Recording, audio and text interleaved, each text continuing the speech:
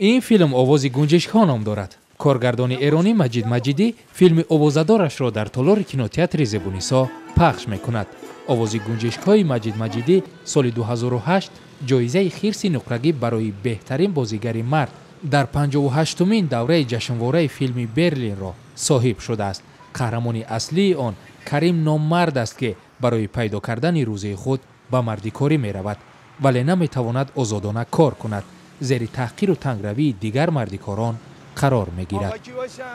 با من هستی؟ نه با جناب علی. یه بنده خدا. غیبگو هم که هستی. اینجا چی کار داری؟ دنبال مسافرم. نه بابا دیر اومدی زودم میخوای بری. بشین آقا جون روزی تو خدا جای دیگه حواله کنه. چه خبرتونه؟ این همه بنده خدا معطل روزی من هستم. داداش من اینجا هر کی وایساده سرقلفی داره. بشین رو اعصاب ما را نرو قاطی میکنم ها. شما میگی من کجا برم؟ برو آقا جون برو هر جا میری برو پایینتر وایسا اینجا وای نستا. برم اونجا خدا نیست. بشین آقا جون برو خدا روزی تو جای دیگه بده. بشین برو.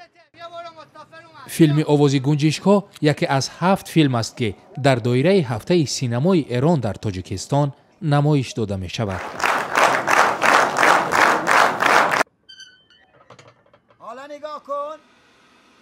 نه هنوزم بعده. نجس. میگم نجس. حالا چطور شد؟ هر چی دوست داری نگاه کن. ما 7 فیلم رو انتخاب کردیم از سال تولیدشون، از سال 2000 و در حقیقت 7 به این طرفه.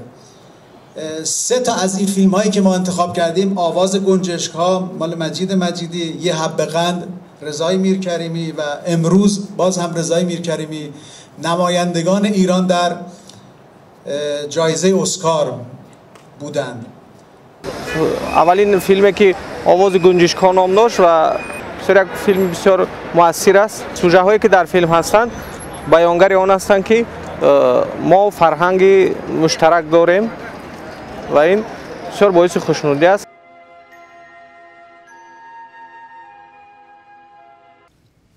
در ادامه فیلم کارگردان دیگر ایران رضا میرکریمی نیز با نام امروز به نمایش گذاشته شد که تلاش و گیرودارهای زندگی امروزه ساکنان سیاره را برای رسیدن به موفقیت‌ها نشان می‌دهد. بنویس.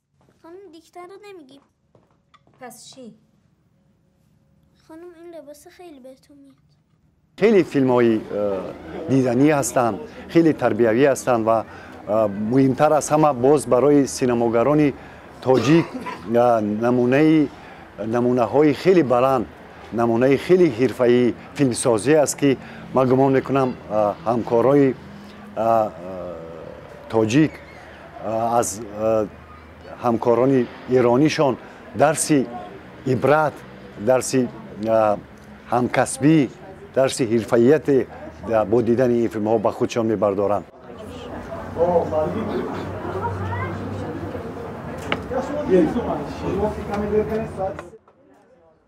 روزهای سینمای جمهوری اسلامی ایران در تاجیکستان قرار است دوام 1 هفته ادامه کند.